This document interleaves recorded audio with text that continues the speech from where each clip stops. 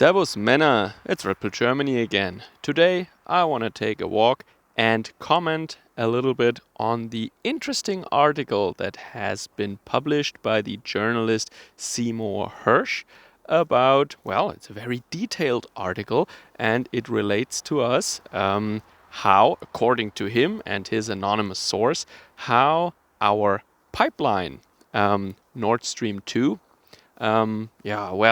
became dysfunctional. Yeah. So many of you might have heard about this already, and I just want to sum up the key points. The most important one is, of course, that the source is anonymous, and I want to tell you what I think about that a little later. But that is, of course, the biggest point of criticism here, and this is why the mainstream and the U.S. The administration, the Biden administration, let's say, why they criticize it and why it's on the surface level at least, or it's easy for them to just say, oh, well, there is no evidence here, this is all completely made up. But at the same time, when you read this account and the key points, it is extremely detailed. Of course, it's possible to make all this up, but it sounds very plausible. And in my opinion, of course, it happened exactly like that, or very similar to that, if not exactly like that. But this is what I said before already. Everybody knows that there is only one power in the world that has a real motive. And Mr. Hersh says that it was the United States that carried out the operation to blow up Nord Stream 2. And they did that with the help of Norway. Sweden and Denmark were also informed. I think they weren't informed about precisely what they had in mind, but they were informed that something would happen. And in 2022, I think it was in June or something, they used a military exercise in the Baltic Sea in order to then lay these charges at the or near the island of Bornholm, near a Danish island, where they scouted an appropriate place to do so. Shallow waters and easy to access the site. So divers of the U.S. Armed Forces, they laid these charges there.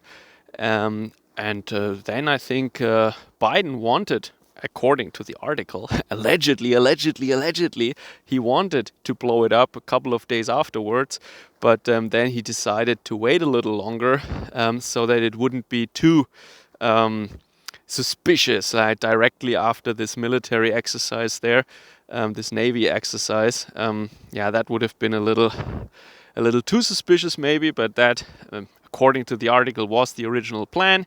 He waited a little bit, and then I think Norwegian forces really ignited it by dropping a sonar device or something like that.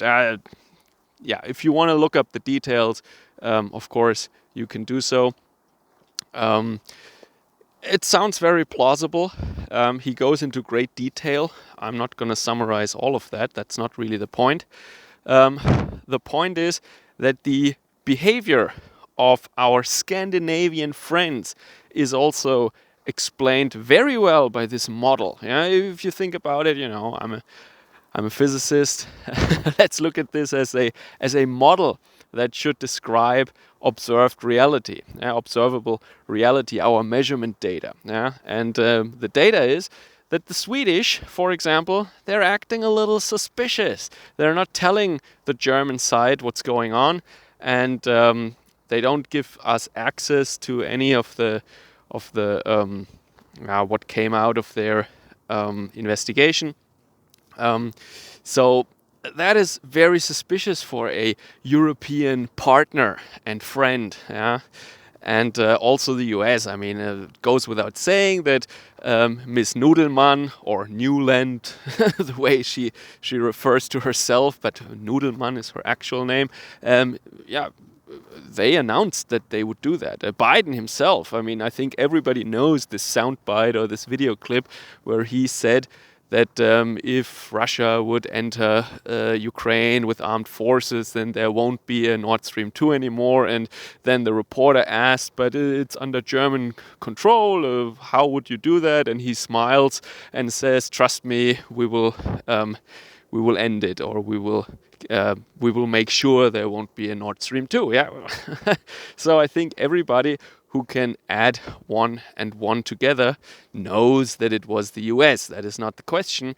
It just says a lot about the world we're living in when you can just say, no, it's not the case. And the entire world, or well, half the world at least, seems to just go along with that, and good enough for us. I mean, they're saying it's not the way it happened, so I guess that's what we have to go with. Yeah, but Mr. Hersh, this journalist, according to what I found out about him, he is one of the few real journalists that still exist. He's 85 years old, I think. And he uncovered a lot of important stuff. I mean, he won the Pulitzer Prize, I think. He uncovered crimes of the US Army in Vietnam and also in Iraq. And also he raised some questions about who actually used these chemical agents in Syria, because Assad really didn't have a motive, because it was the red line to escalate even further or to prolong it or for the US to get involved, whatever. Already back then I thought, well, why would Assad do that when they told him this is the red line? I mean, the only power, once again, the only power in the world that benefits from that is the US. They needed a reason in order to sell it to the public, to become active there in the Levant, and that's what they did. And as for the motive or the real motivation, well, it has a lot to do with natural resources.